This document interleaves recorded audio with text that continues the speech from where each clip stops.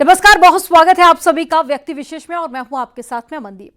देश में हिंदू संतों की तरफ से हिंदुओं को एकजुट करने और सनातनियों को प्रेरित करने का अभियान शिद्दत से चलाया जा रहा है। पहले धर्म संसद में संतों के बड़े ऐलान और फिर पंडित धीरेन्द्र शास्त्री की हिंदू एकता यात्रा सनातन शक्ति को बढ़ावा मिल रहा है और बाबा बागेश्वर के नाम से विख्यात धीरेन्द्र शास्त्री और देवकीनंदन ठाकुर न सिर्फ हिंदू एकता का बीड़ा उठाकर आगे बढ़ रहे हैं, बल्कि आज के दौर में उन्हें सनातन का पोस्टर बॉय भी कहा जा रहा है। आज व्यक्ति विशेष में हम विश्लेषण करेंगे आखिर क्या है सनातन के पोस्टर बॉयज का ये अभियान।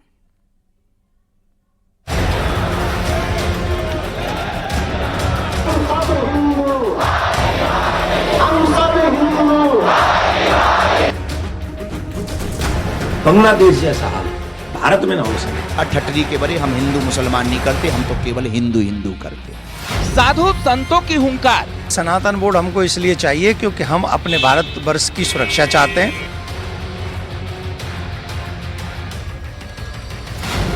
भारत बनेगा हिंदू राष्ट्र। 1 घंटा तुम्हारा, हिंदू राष्ट्र हमारा। नहीं सहेंगे अत्याचार। वहाँ के हिंदू बुजदिल हैं, उनको तुरंत वहाँ विरोध करना चाहिए। कट्टरपंथियों का होगा हिसाब। जब तक हिंदुओं के खून में कट्टर हिंदुत्व का उबाल नहीं होगा, तब तक हम इस देश के लिए आज से अपने आप को समर्पित कर रहे हैं।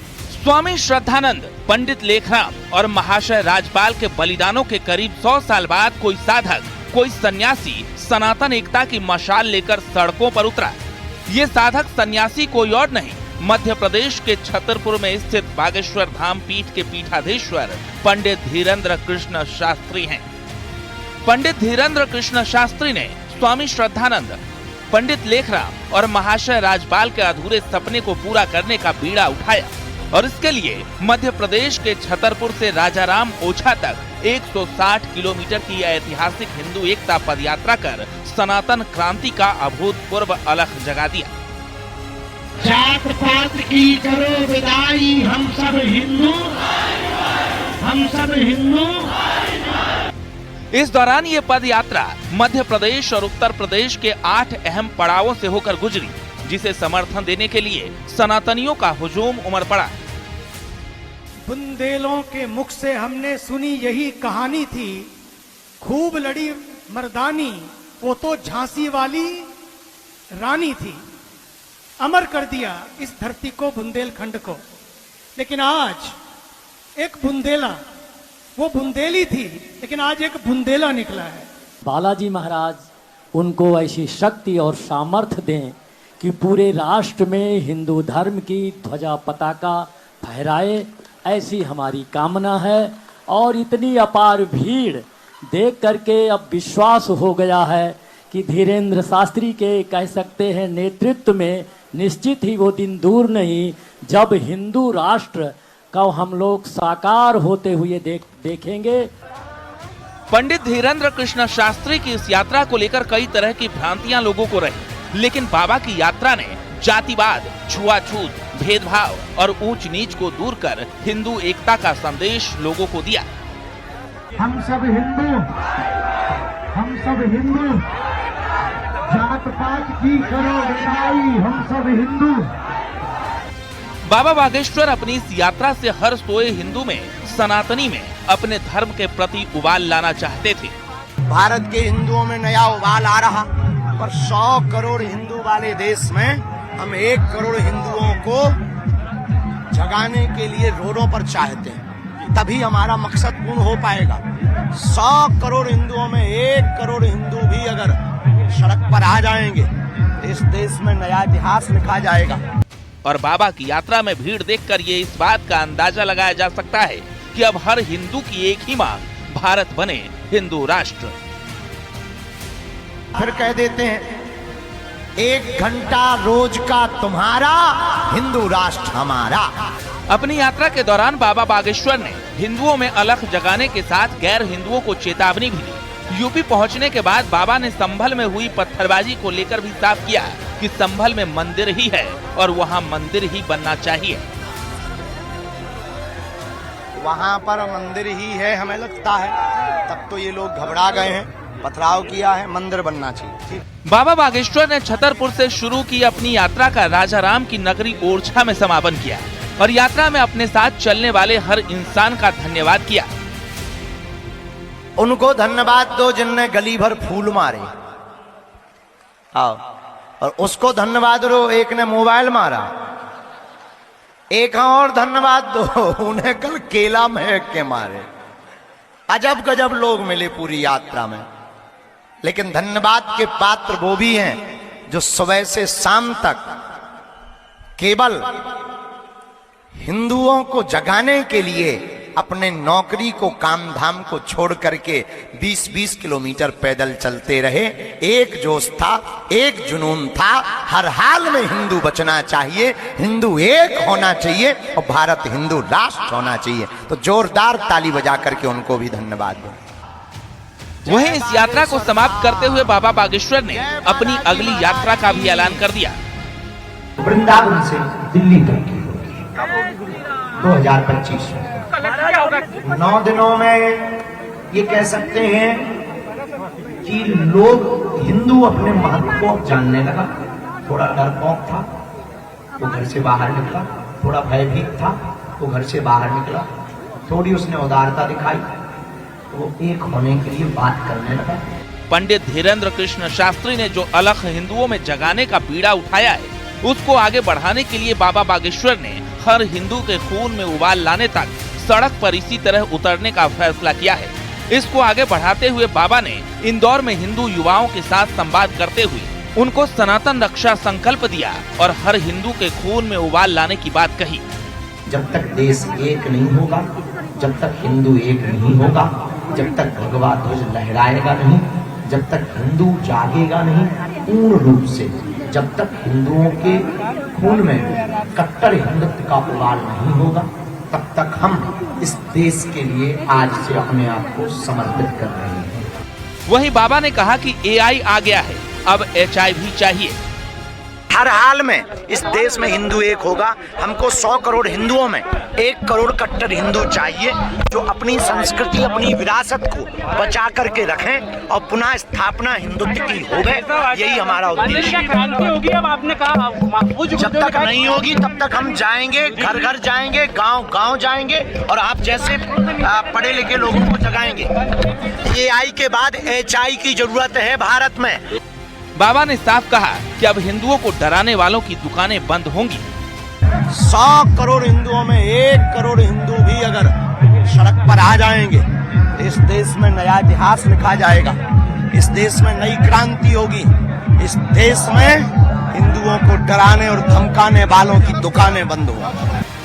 बाबा बागेश्वर का संदेश साफ है, हर सनातनी को होना होगा तैयार, क्योंकि अब सभी को चाहिए हिंदू राष्ट्र। Bureau report, news 18।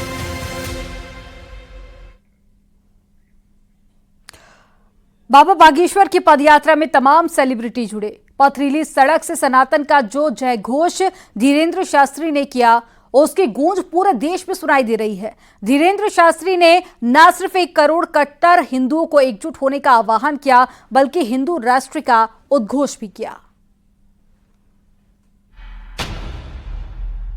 बाबा बागेश्वर की पदयात्रा में तमाम साधु संतों के साथ बड़े बड़े सियासतदान तो जुड़े, लेकिन इनके साथ जुड़े कुछ ऐसे चेहरे जो काफी लोकप्रिय हैं। बागेश्वर धाम के पीठाधीश पंडित धीरेन्द्र कृष्ण शास्त्री ने सनातन हिंदू एकता के लिए 160 किलोमीटर की पदयात्रा निकाली। 9 दिन की पदयात्रा में 8 पड़ाव थे और हर पड़ाव के साथ उनकी यात्रा में उनसे जुड़ने वाले लोगों की संख्या बढ़ती गई। 3 तस्वीरों से समझिए उनकी यात्रा से कैसे कैसे चेहरे जुड़ रहे हैं। सबसे बाएं बॉलीवुड से जुड़े वो सितारे हैं जो सनातन और हिंदू धर्म पर कम ही बात करते थे। बीच में वो सियासतदान हैं जिनके पिता हिंदू धर्म को खारिज कर चुके हैं। हम बात कर रहे हैं कांग्रेस नेता और मध्य प्रदेश के पूर्व CM दिग्विजय सिंह की। उनके बेटे जयवर्धन सिंह भी इस बाबा बागेश्वर की यात्रा से जुड़े। तीसरी तस्वीर हिंदू धर्म गुरु और उनकी यात्रा में उमड़े जन सैलाब की है। लेकिन उनकी पदयात्रा से ऐसे चेहरे जुड़े जिनके जोड़ने की उम्मीद कम थी। बॉलीवुड से संजय दत्त, द ग्रेट खली और टीवी कलाकार अक्षरा सिंह जुड़ी। महोबा में जब संजय दत्त बाबा बागेश्वर की पदयात्रा से जुड़े तो सनातन का समा बांध दिया। गुरुजी मैं हमेशा आपके साथ हूँ और हमेशा आपके साथ रहूंगा। एक तरफ संजय दत्त ने जहां हिंदू धर्म और बाबा बागेश्वर अपना समर्पण दिखाया तो दूसरी तरफ द ग्रेट खली ने जागो हिंदू का दे दिया। उनकी आंखों में चमक देख रहा हूँ, ये सब लोग देख रहे हैं कि कोई ना कोई तो आगे है संत जो एक सच्चा रास्ता दिखाने वाला है। पंडित धीरेन्द्र शास्त्री ने अपनी पदयात्रा के दौरान कई किलोमीटर का फासला तय किया। 21 नवंबर को बागेश्वर धाम चलते हुए उन्होंने 15 किलोमीटर की यात्रा की। 22 नवंबर को मध्य प्रदेश के छतरपुर में 17 किलोमीटर चले। 23 नवंबर को उन्होंने 21 किलोमीटर की यात्रा की। 24 नवंबर को उन्होंने 22 किलोमीटर की पदयात्रा की। 25 नवंबर को 22 किलोमीटर की पदयात्रा करते हुए वो मध्य प्रदेश से उत्तर प्रदेश की सीमा में दाखिल हुए। 26 नवंबर को उत्तर प्रदेश के मऊरानीपुर से होते हुए 17 किलोमीटर की पदयात्रा की। 29 नवंबर को उनकी पदयात्रा का मध्य प्रदेश के ओरछा में आखिरी पड़ाव है।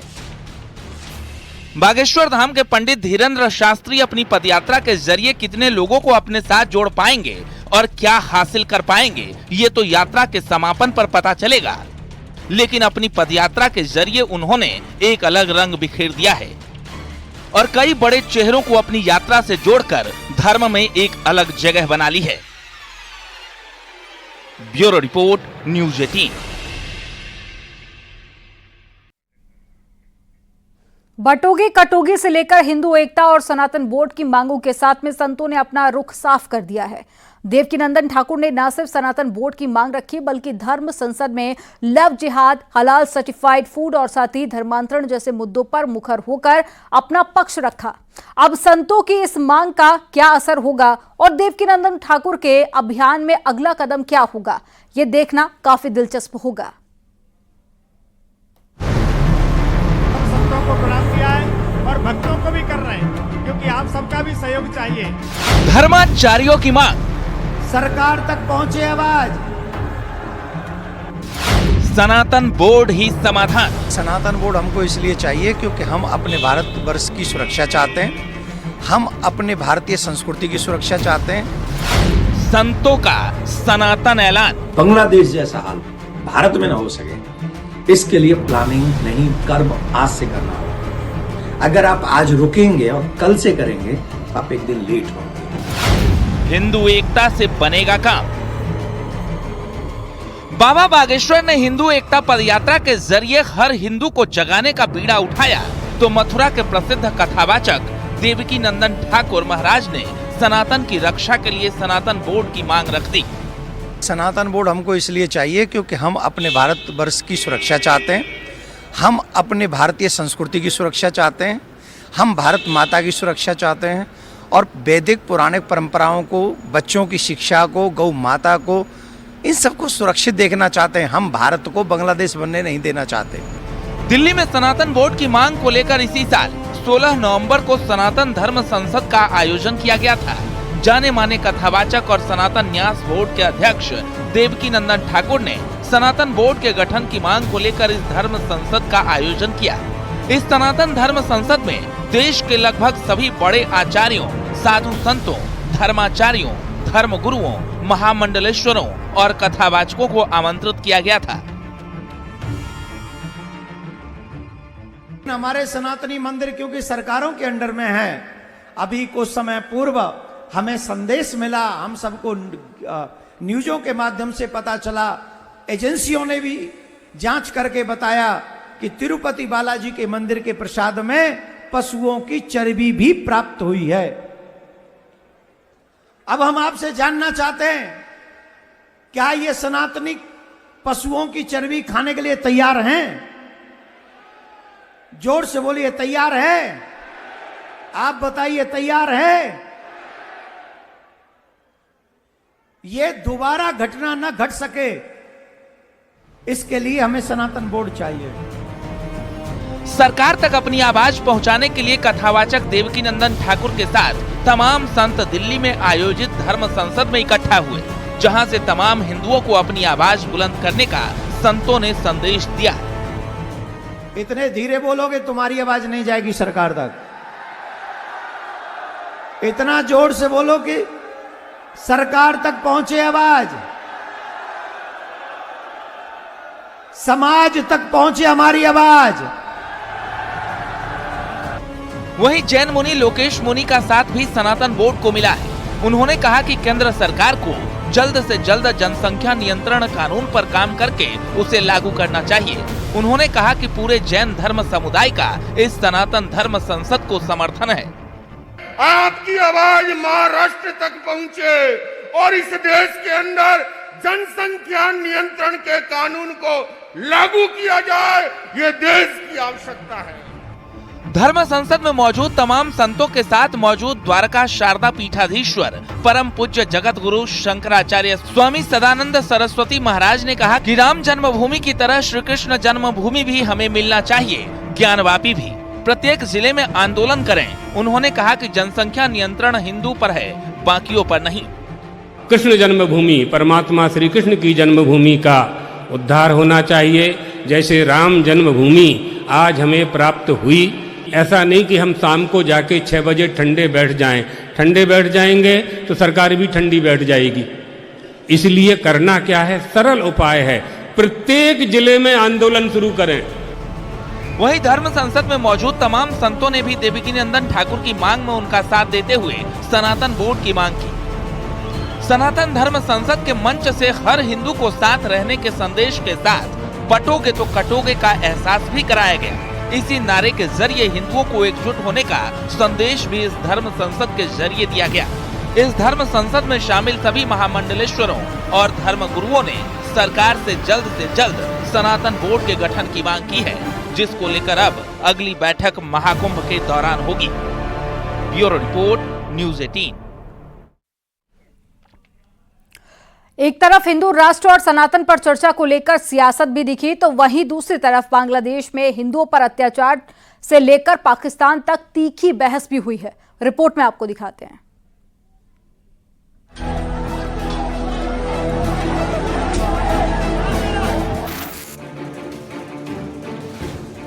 पंडित धीरेन्द्र कृष्ण शास्त्री ने अपनी यात्रा के दौरान हिंदू एकता के संदेश के साथ हिंदुओं पर हो रहे अत्याचार के मुद्दे को बढ़ चढ़ कर आगे रखा। बाबा बागेश्वर ने साफ साफ चेतावनी दी है, अगर हिंदू सड़कों पर नहीं आएगा तो सिर्फ अत्याचार सहना पड़ेगा।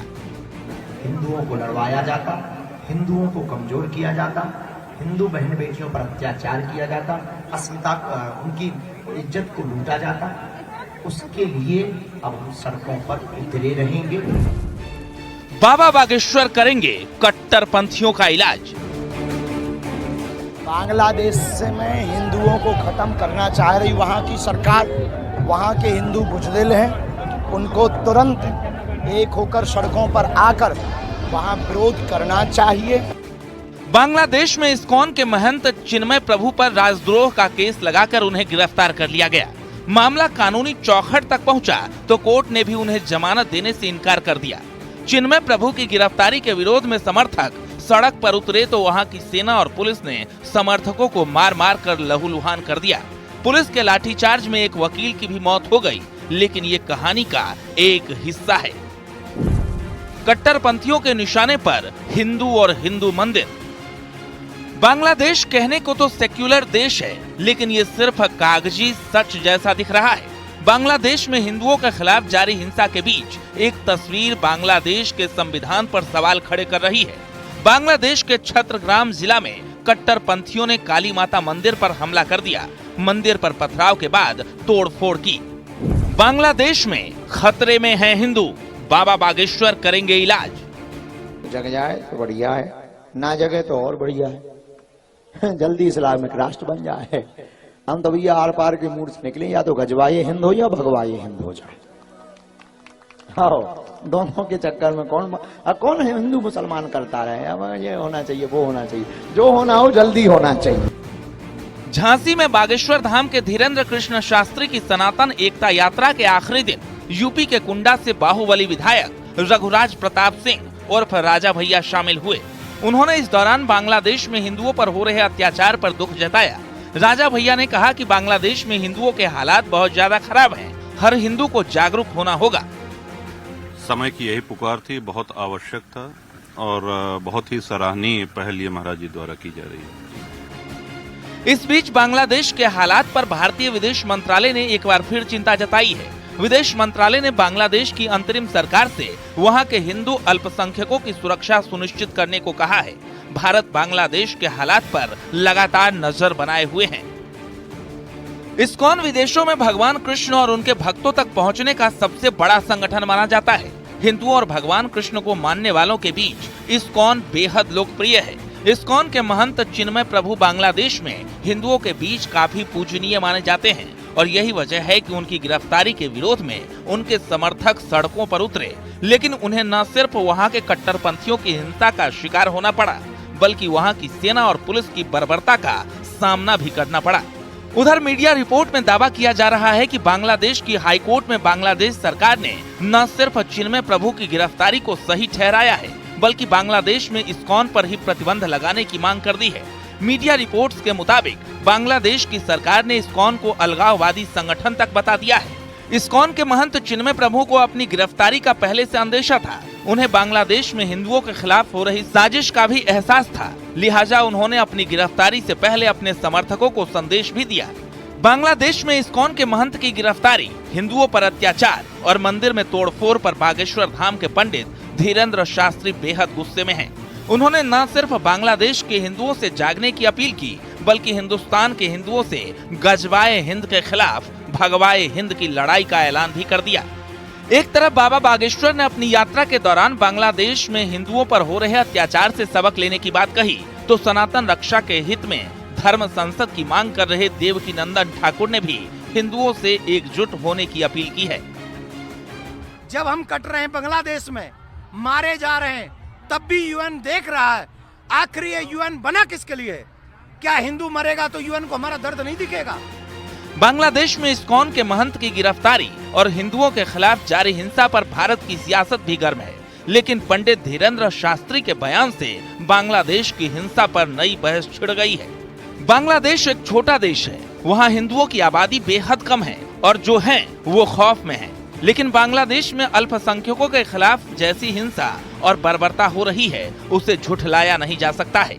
लेकिन भारत को बांग्लादेश न बनने देने का बाबा बागेश्वर का प्रण रंग लाता नजर आ रहा है।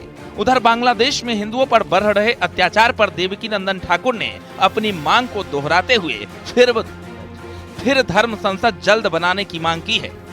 Bureau report, news 18।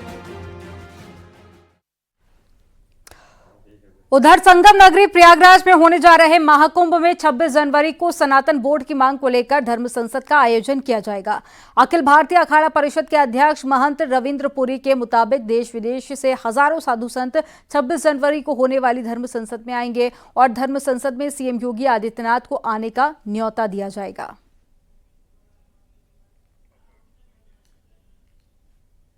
हमारा सनातन धर्म बोर्ड की मांग अति आवश्यक है।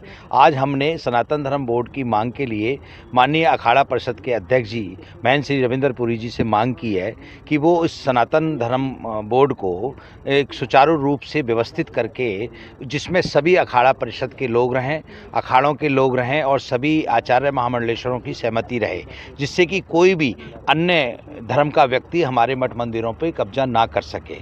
सनातन धर्म को तोड़ा जा रहा है और सनातन धर्म के जो अनुयायी हैं, जो लोग हैं, जो भक्त हैं, उन्हें धीरे धीरे जातिवाद में बांटकर उन पर कहीं ना कहीं शोषण किया जा रहा है। उनका कहीं ना कहीं उन्हें उनका परिवर्तन हो रहा है, कहीं कहीं देखा जा रहा है कि बड़ा शोषण भी हो रहा है। तो ये सब सोचकर हम सब लोगों ने, महामंडलेश्वर ने अपने आचार्य महामंडलेश्वर के साथ एक पत्र दिया है अखाड़ा परिषद के अध्यक्ष श्री रविंद्र जी के लिए कि आप इस मांग को उठाएं और एक सनातन बोर्ड का गठन करें, ताकि आने वाले समय में सनातन धर्म सुरक्षित रहे।